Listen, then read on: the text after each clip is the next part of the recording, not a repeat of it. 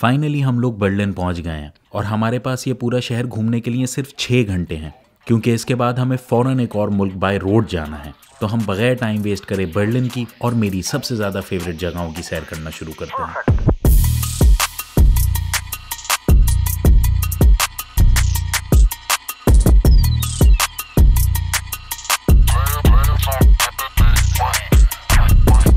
कैसे हैं भाई आप लोग? तो मैं अभी बर्लिन में हूँ, सुबह फर्स्ट डे है आज बर्लिन में मेरा। काफ़ी टाइम बाद मैं बर्लिन आया हूँ। ये इस होटल में रुका था मैं कल रात में। मैं वापस आके मैं ड्राइव करके आया था और सो गया था। अब मैं चेकआउट कर रहा हूँ और अब मैं शहर घूमूंगा सुबह के 10 बजे।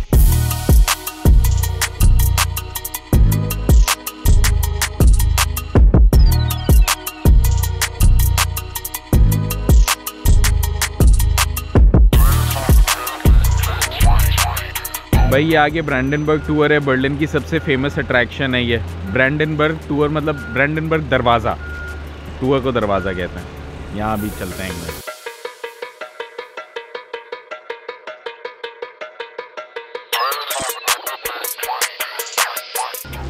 ये देखो भाई, ये कैसे लोग खड़े हुए हैं यहाँ पे। ये सारे जो केयर टेकर्स होते हैं ना, ये जो होते हैं सारे ये केयर टेकर्स होते हैं। ये होटल एडलॉन है, ये रहा ये होटल। बहुत पुराना होटल है, मेन सेंटर में है ये बर्लिन के, बिल्कुल ब्रांडेनबर्ग टूर के साथ। मतलब जो रिचेस्ट बर्लिन की हाईएस्ट क्लास है ना तकरीबन, वो इस होटल में आके रहती है। मतलब ये सारे गार्ड्स वगैरह खड़े हुए हैं, गाड़ियाँ खड़ी हुई हैं। तो ये काफ़ी रिच, क्रेज़ी रिच लोग, मतलब नॉर्मल लोग भी आके रह सकते हैं, मगर यूजुअली बहुत रिच और क्रेज़ी लोग आके यहाँ पे रहते हैं। 7 सीरीज़ BMW खड़ी है, तो अब आप समझ गए होंगे ना। ये बंदा, ये देखो कैसे कपड़े पहने हुए हैं यहाँ लोग।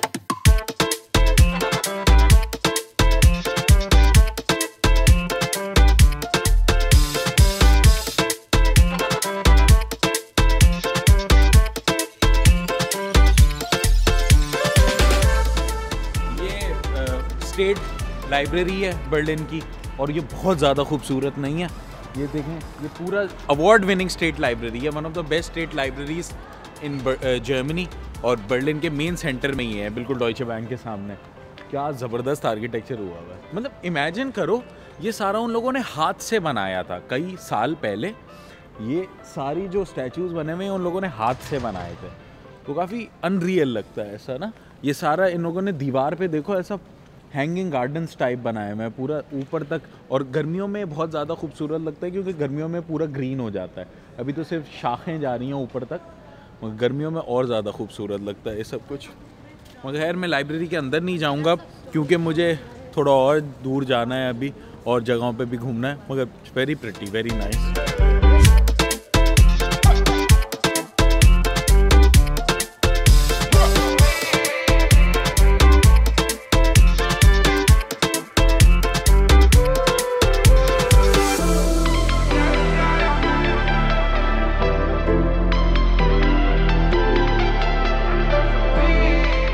और भाई ये जो मेरे पीछे इस टाइम यूनिवर्सिटी है, ये यूनिवर्सिटी ऑफ हम्बोल्ट है बर्लिन की। बहुत ज़्यादा फेमस यूनिवर्सिटी है, one of the famous universities in Berlin. काफ़ी ज़्यादा CGPA चाहिए होती है इसमें एडमिशन लेने के लिए, ग्रेड्स चाहिए होते हैं। और ये इस साइड पे भी हम्बोल्ट यूनिवर्सिटी ही की ब्रांच है, मतलब रोड के आर पार, रोड के इस पार ये रही और रोड के इस पार ये रही, दोनों साइडों पे हम्बोल्ट यूनिवर्सिटी है। और भाई ये है यूनिवर्सिटी ऑफ हम्बोल्ट। मैंने सोचा मैं आप लोगों को अंदर से भी दिखा दूं। वैसे काफ़ी ज़्यादा फैंसी यूनिवर्सिटी है, ऊपर सीढ़ियाँ चढ़ेगी। अभी क्लासरूम्स बंद हैं। मैं इसकी एक टाइम पे एक वीडियो डाल चुका हूँ और डिटेल वीडियो डाली थी, तो आप देख सकते हैं अगर आप लोगों ने नहीं देखी, आज से 2 साल पहले। ये फ़िलासफ़ी वगैरह की ब्रांच है, आर्ट्सी सब्जेक्ट की, और ये है इंजीनियरिंग वगैरह की रोड पार करके ब्रांच। मगर इसके बाद मैं कुछ और लोकेशंस पे जाता हूँ क्योंकि अब दिन के 2 बजने वाले हैं। नेक्स्ट मेरी लोकेशन है कोपेनहागन, डेनमार्क। लास्ट वीडियो में मैंने बोला था मैं कभी भी नहीं गया हूँ उस शहर में, तो कोपेनहागन में कभी भी अपनी लाइफ में नहीं गया हूँ। मेरा फर्स्ट टाइम मैं डेनमार्क गया हूँ, कोपेनहागन नहीं गया हूँ। और वहाँ की ड्राइव तकरीबन 7 घंटे की है, तो मैं बस 1 आध घंटे में सब कुछ घूम घाम के, जो मुझे सबसे ज़्यादा पसंद है लोकेशंस, वहीं घूम रहा हूँ सिर्फ, क्योंकि इतना ज़्यादा टाइम नहीं है, मैं रोड ट्रिप पे हूँ। घूम के मैं फिर डेनमार्क कोपेनहागन के लिए निकलता हूँ।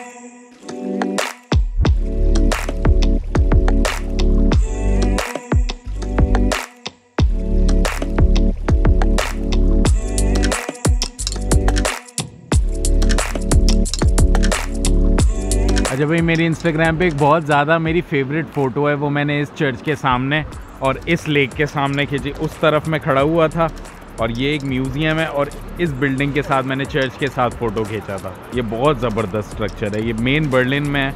इसके बिल्कुल पीछे ये फेंजियर टावर है।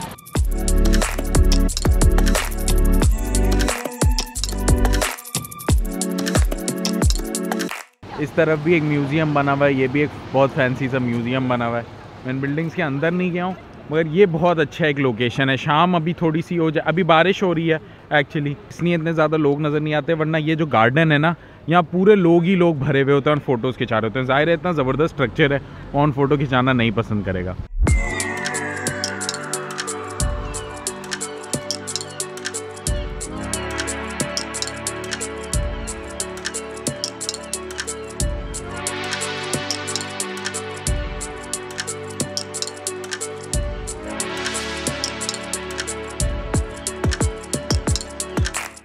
बस ये एक बिल्डिंग मैंने देखनी थी ज़रूर, जो मेरा बर्लिन का टारगेट था। और मैंने अब फेंजियर टावर पे जाना है, वो टीवी टावर पे जाना है पीछे। तो बस अब मैं फेंजियर टावर पे जाता हूँ, यहाँ एक दो फ़ोटोज़ खिंचाता हूँ और फिर वो देखो अभी भी ऊपर लोग हैं यहाँ पे यार। वैसे सब लोग यहाँ पे इस चर्च के सामने से फ़ोटोज़ ही खींचने आते हैं। वैसे ऊपर भी जा सकते हो आप वैसे चर्च के, वो बहुत ऊपर लोग नज़र आ रहे हैं मुझे खड़े हुए, मगर वो पता नहीं इतना ऊपर जाने में टाइम, वो ऊपर से पूरा बर्लिन देख रहा है वो बंदा, यहाँ से नज़र आ रहा है, कैमरे में शायद नज़र ना आ रहा हो।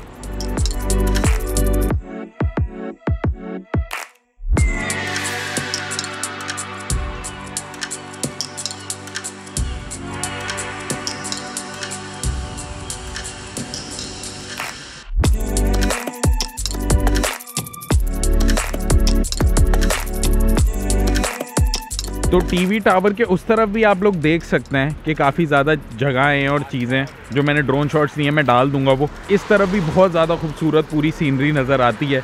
ये लेक चल रहा होता है पूरा जर्मनी का, ऐसा ये वाला चर्च नज़र आता है पूरा, यहाँ से बहुत खूबसूरत है, यहाँ से दिखता है जर्मनी ना। मैं थोड़ा रोड पे आके दिखाने की कोशिश करता हूँ, बहुत ज़्यादा खूबसूरत दिखता है सारा कुछ, ऊपर से देखने में बहुत ज़्यादा फैसिनेटिंग लगता है। मगर मुझे क्योंकि हाइट से डर लगता है तो मैं इसके ऊपर जाऊँगा भी नहीं, क्योंकि 4 घंटे का वेट था जब मैं पिछली दफ़ा ट्राई करा था। और भाई क्योंकि बर्लिन में बहुत ज़्यादा महंगे मिलते हैं ये सारे सूवेनियर्स, तो मैं ऐसे ही गुजर रहा था सड़क से, यहीं पास से तो अंकल खड़े हुए मुझे मिल गए, पाकिस्तान से ही हैं शायद, तो ये बेच रहे थे। आप पाकिस्तान से अंकल? पाकिस्तान में कहाँ से? गुजरावाला से अंकल। तो ये 2 यूरो का एक बेच रहे हैं, तो ये काफ़ी, और 10 यूरो के साथ। नॉर्मल दुकानों पे भाई तकरीबन 5-5, 10-10 यूरो का एक ऐसा मैग्नेट मिल रहा है यहाँ पे बर्लिन पे। और आप लोगों को पता है मैं जिस भी मुल्क जाता हूँ ऐसा मैं सूवेनियर ज़रूर ख़रीदता हूँ। तो लकीली मुझे अंकल मिल गए, दुकान बंद करने ही लगे थे क्योंकि बारिश हो रही है, तो मैंने यहाँ से ख़रीद लिया। अब मैं यहाँ से 4-5 खरीद लेता हूँ और जाके अपने फ्रिज पे लगा दूँगा, क्योंकि लोगों को पता तो होना कि मैं आया हूँ बर्लिन। क्यों अंकल? जो भी भाई आए यहाँ पे बर्लिन, वो अंकल ही के पास आए और अंकल से ख़रीदे, क्योंकि अपने पाकिस्तानी हैं यही। अच्छा, अचानक से पाकिस्तानी अंकल मिल गए, तो मैंने देख लिया उर्दू बोल रहे थे, दुकान बंद कर रहे थे, तो अंकल ने मुझे 3 के बजाय 4 दे दिए सूवेनियर। 5 यूरो के उन्होंने 4 दे दिए, और बड़े ये अच्छे वाले सूवेनियर भी उन्होंने एक एक्स्ट्रा दे दिया। उन्होंने बोला कोई बात नहीं बेटा, रख लो।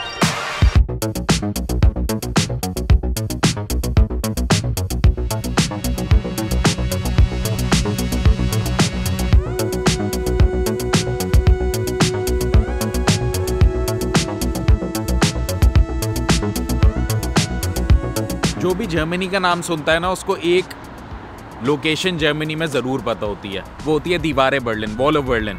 ये वो वॉल है मेरे पीछे, ईस्ट जर्मनी और वेस्ट जर्मनी को जो सेपरेट करती थी कई साल पहले, और ये तोड़ दी गई थी। फिर ये पूरी दीवार पे अब इन्होंने ग्राफिटी से आर्ट बनाया हुआ है और डिज़ाइन बनाया हुआ है।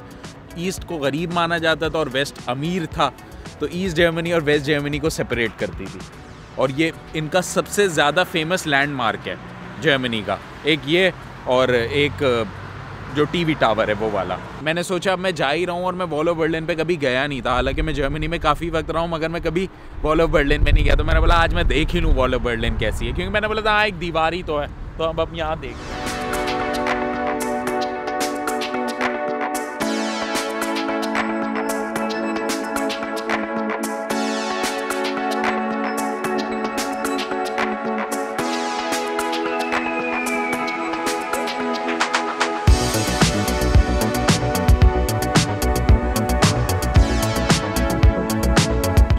टाइम मैं वॉल ऑफ बर्लिन के अंदर आ गया हूँ। ये 2 दीवारें थी, ये वाली जो सामने दीवार है इसके पीछे वेस्ट जर्मनी है, और ये जो दीवार है जिसके मैं अंदर से आया हूँ ये ईस्ट जर्मनी की दीवार है।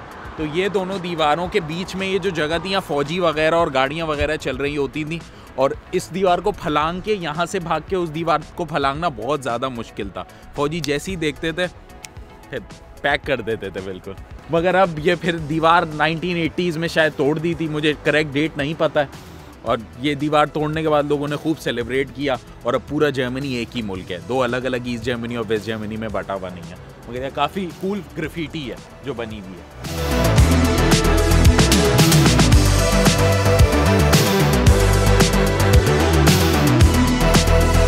बर्लिन से डेनमार्क का रास्ता बहुत दूर है, क्योंकि बहुत घूम के जाना पड़ता है आपको। पूरा बर्लिन मुल्क के शुरू में है और फिर पूरा मुल्क घूम के आपको जाना पड़ता है। या दूसरा तरीका ये है कि आप शिप लेकर जा सकते हो। पट्स गार्डन नाम की जगह है, पुट्स गार्डन जर्मन में कहेंगे। वहाँ से काफ़ी सस्ता टिकट बनता है, 50 यूरो का बन जाता है। मगर अभी मैं क्योंकि एन मौके पे ले रहा हूँ तो मुझे 87 का पड़ रहा है। हर आधे घंटे में शिप चलती है, तो आप अच्छे से जाके अपनी गाड़ी पार्क कर सकते हो, फौरन डेनमार्क उतरोगे और फिर डेनमार्क से कोपेनहेगन निकल सकते हो।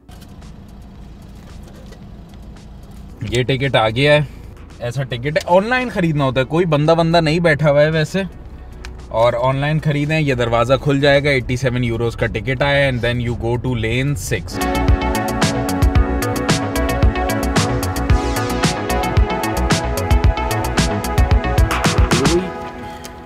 शिप में गाड़ी पार्क करने के बाद सीधा हम चलते हुए ऊपर आ गए, किसी ने टिकट भी चेक नहीं किया, और अब हम थोड़ी देर में डेनमार्क पहुंच जाएंगे, और फिर डेनमार्क से 1 घंटा 40 मिनट्स की ड्राइव है टूवर्ड्स कोपेनहेगन। तो बस सिंपल यही है, इस बॉर्डर पे भी कोई चेकिंग नहीं हुई अभी तक। ऑल राइट भाई, हम लोग डेनमार्क के लिए निकल गए। ये शिप से अभी हम बाहर निकल रहे हैं, सारी बसेस, गाड़ियाँ, ट्रॉलर सब कुछ निकल रहे हैं। ओ शायद चेकिंग होगी अब। ओ नाइस, नहीं 1 मिनट, शायद रोके या शायद नहीं, लेट अस चेक। तो किसी की चेकिंग हुई, मगर बड़ी गाड़ियों की चेकिंग हो रही थी आपके सामने, छोटी गाड़ी की चेकिंग नहीं हुई। मैं ऐसे ही निकल आया, मैंने तो हेलो भी बोला पुलिस वाले को। मैं अभी तक 4-5 मुल्क इसी सीरीज में घूम चुका हूँ, सारे लैंड बॉर्डर्स। तो मेरे लिए काफ़ी फैसिनेटिंग चीज़ है कि हाँ यार, बगैर चेकिंग के आप एक मुल्क से दूसरे मुल्क जा सकते हो। कुछ भी नहीं है, मतलब मेरा 0 पर्सनल से कांटेक्ट हुआ है। कंप्यूटर से मैंने टिकट खरीदी, और टिकट खरीद के मैं यहाँ से बाहर निकल आया। एक बंदे से भी बात नहीं करी, कहीं भी टिकट स्कैन नहीं हुआ, किसी ने कोई चेकिंग नहीं करी, सीधा मैं बाहर।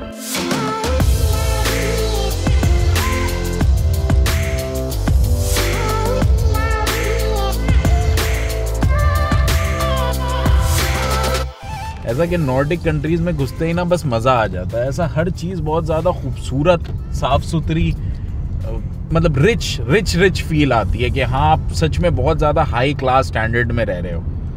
ये बिल्कुल सच्ची बात है। और डेनिश लैंग्वेज जर्मन से काफ़ी मिलती जुलती है। मुझे 2 कंट्रीज़ बहुत ज़्यादा इंग्लिश स्पीकिंग लगते हैं, 3 खैर अब तो। सबसे ज़्यादा नेदरलैंड्स में डच के अलावा वो लोग अंग्रेज़ी बहुत ज़्यादा, सबको बहुत अच्छी अंग्रेज़ी बोलनी आती है। डेनमार्क में बहुत अच्छी इंग्लिश बोलते हैं लोग, मतलब ऐसा पता ही नहीं चलता। और अब फिनलैंड में भी काफ़ी इंग्लिश का इस्तेमाल होना शुरू हो गया। मगर सर्दी बहुत हो रही है, बस मैं वापस आ गया हूँ। ओह चलो भाई, अभी तो मेरा हो गया, मैं बहुत ज़्यादा थक गया हूँ। आज हम बिल्कुल भी डेनमार्क नहीं घूमेंगे। रात का 1 बज रहा है, क्योंकि 1:30 बज रहा है यार। मैं अभी सोऊंगा तो सुबह जल्दी जागूंगा तो डेनमार्क घूमूंगा, और फिर मुझे जाना है स्टॉकहोम, और स्टॉकहोम से मैं जाऊंगा वापस फिनलैंड। अगर अभी तक आप लोग फिर भी ये वीडियो देख रहे हैं और कल आप लोग मेरे साथ कोपेनहेगन घूमना चाहते हैं, तो please consider liking and subscribing the video and the channel. तो आई सपोज फिर आज के लिए इतना ही, तो कल मिलते हैं ना, पीस आउट।